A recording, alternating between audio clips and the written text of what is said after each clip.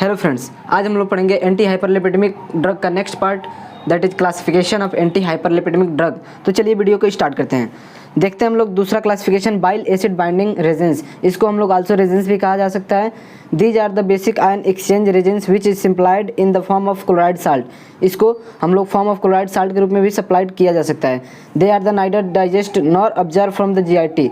यह नहीं तो डाइजेस्ट होता है और नहीं जीआईटी में एब्जॉर्ब होता है। The resins has significance LDL cholesterol lowering effect. जो रेजेंस होते हैं वो कोलेस्ट्रॉल लोअरिंग इफेक्ट शो करते हैं। इसके देखते हैं mechanism of action. Mechanism action, सबसे पहले रेजेंस बाइंड होता है negatively charge bile acid and bile salt that are small intestine. जो स्मॉल इंटेस्टाइन होता है उसमें ये बाइल एसिड के साथ बाइंड करके साल्ट फॉर्म करता है। रेजेंस बाइल एसिड कम्प्लेक्स, जो कि resins bile acid complex form करता है। It is not absorb and not digest. यह नहीं तो डाइजेस्ट होता है और नहीं एब्जॉर्ब होता है। एक्साइड आउट द फीसेस, जो कि एक्सक्रीट हो जाता है फीसेस के द्वारा। Result lowering the bile acid concentration, जिसके कारण कि बाइल एसिड कंसंट्रेशन डिक्रीज हो जाता है। This cause the hepatic cell increase the conversion cholesterol into the bile acid. जो कोलेस्ट्रॉल होता है बाइल एसिड में कन्वर्ट हो जाता है। As the result intracellular cholesterol level decrease, जिसके कारण कि इंट्रासेलुलर कोलेस्ट्रॉल लेवल डिक्रीज कर देता है। Which activate increase the hepatic uptake to cholesterol content low density lipoprotein, जो कि लो डेंसिटी लिपोप्रोटीन कंटेन किया रहता है।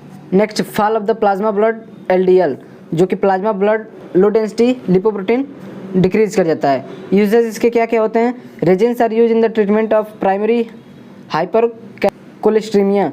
जो रेजेंस होते हैं प्राइमरी हाइपर कोलेस्ट्रीमिया में यूज किया जाता है। Resins should be taken orally with water और फ्रूट जूस बिफोर द मील।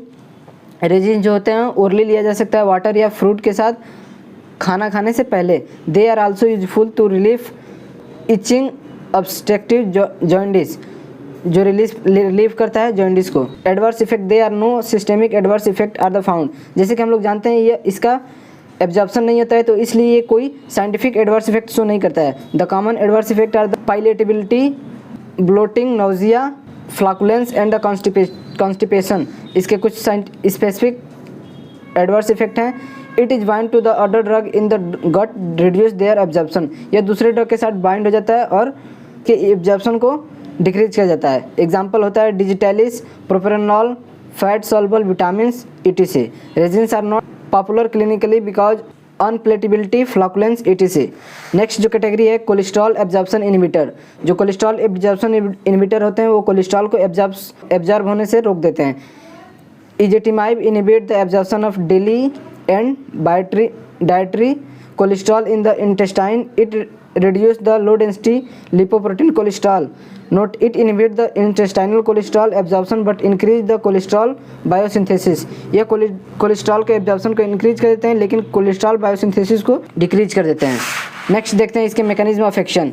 एजेटिमाइब जो होता है bind with specific cholesterol transport protein NPC1L1 in small intestine, inhibit the intestinal absorption of cholesterol both dietary and biliary, जो दोनों cholesterol होते हैं उनको inhibit कर देता है। That decrease the delivery of intestinal cholesterol to liver, जो कि कोलेस्ट्रॉल को लिवर में प्रेजेंट होने से रोक देता है। This cause the reduction of hepatic cholesterol store, जो कि हिपैटिक कोलेस्ट्रॉल स्टोर को डिक्रीज कर देता है। That increase the clearance of the cholesterol from the blood, जो ब्लड में कोलेस्ट्रॉल का प्रेजेंस होना चाहिए उसको इंक्रीज कर देता है। LDL cholesterol level is lowered by 15 to 20%, जो कि लो डेंसिटी लिपोप्रोटीन का कंसंट्रेशन 50 to 20% होना चाहिए उसको डिक्रीज कर देता है। नेक्स्ट देखते हैं pharmacokinetics. Ezetimibe is not absorb as such due to the poor aqueous solubility, जिसके पुअर एक्वस सॉल्युबिलिटी होता है इसके कारण कि ये एब्जॉर्ब नहीं होते हैं। Affected is absorb after getting conjugation with gluconic acid is intestinal mucosa. It excreted in bowel and ultimate excreted in faeces. Plasma half life is 22 hours. All the statins prevent formation of the cholesterol. जो all statins drug होते हैं वो cholesterol के formation को prevent करते हैं। Next देखते हैं इसके adverse effect. Adverse effect, there is no specific adverse effect but some are. इसके कोई स्पेसिफिक साइड इफेक्ट नहीं होते हैं लेकिन कुछ hepatic dysfunction and sometimes myopathy इसके साइड इफेक्ट होते हैं। नेक्स्ट जो कैटेगरी है निकोटिनिक एसिड, इसको नाइसिन के नाम से भी जानते हैं। Niacin is the B complex vitamin. जो नाइसिन होते हैं बी कम्प्लेक्स विटामिन होते हैं। It is larger dose reduce the triglyceride, VLDL and LDL and increase the HDL, that is hyperlipidemic effect. Next इसके मैकेनिज्म ऑफ एक्शन देखते हैं। It promote the hypoprotein lipase action, जो niacin होता है triglyceride को induce कर देता है फ्री फैटी एसिड में कन्वर्ट होने से, जिसके कारण VLDL लीवर में डिक्रीज कर जाता है। नेक्स्ट इसका प्रोसेस होता है increase the hydrolysis in of VLDL, जो VLDL का हाइड्रोलिसिस होता है इंक्रीज कर जाता है। Decrease the VLDL and triglyceride, जो very low density of lipoprotein होता है और ट्राइग्लिसराइड होता है वो डिक्रीज कर देता है। Niacin inhibit the lipase in adipose tissue so that reduce the hepatic triglyceride या वेरी लो डेंसिटी लिपोप्रोटीन को रिड्यूस कर देता है। Niacin is the most effect agent increase the HDL, high density lipoprotein को increase करता है।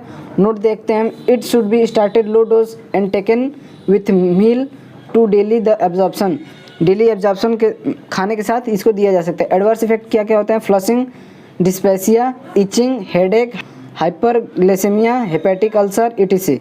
Niacin potentiate the effect of warfarin, it is contraindicated in pregnancy, ये pregnancy के दौरान कंट्राइंडिकेटेड होता है। It avoid the patient of hypouricaemia, जिसको hypouricaemia होगा उसको प्रिवेंट करता है।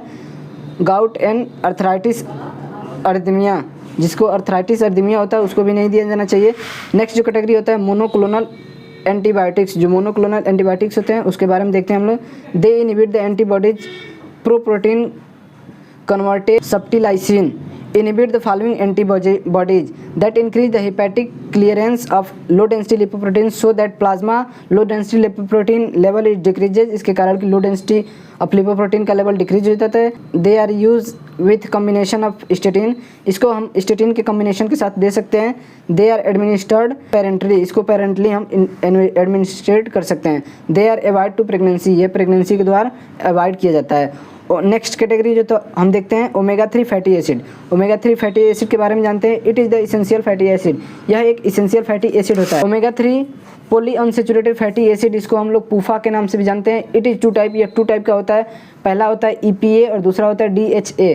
They are the found in the marine fish, जैसे ट्यूनिका या सैल्मन एंड हैलीबट नाम की जो फिश होती है उनमें पाया जाता है। Over the marketed found fish oil capsule EPA HDA can be use as a supplement, इसको एज ए सप्लीमेंट भी दिया जा सकता है। It inhibit the very low density of lipoprotein and triglyceride synthesis in liver, that is done by the activating the PAR alpha and reduce the triglyceride, यह PAR alpha को reduce कर देता है और ट्राइग्लिसराइड को भी। साइड इफेक्ट क्या क्या होते हैं? एब्डोमिनल पेन, नोजिया और itching. Anticoagulant and the antiplatelets drug are avoid simultaneously, जब हम इस ड्रग को दिया जाता है तो एंटीकोआगुलेंट एंड एंटीप्लेटलेट्स ड्रग को अवॉइड करते हैं।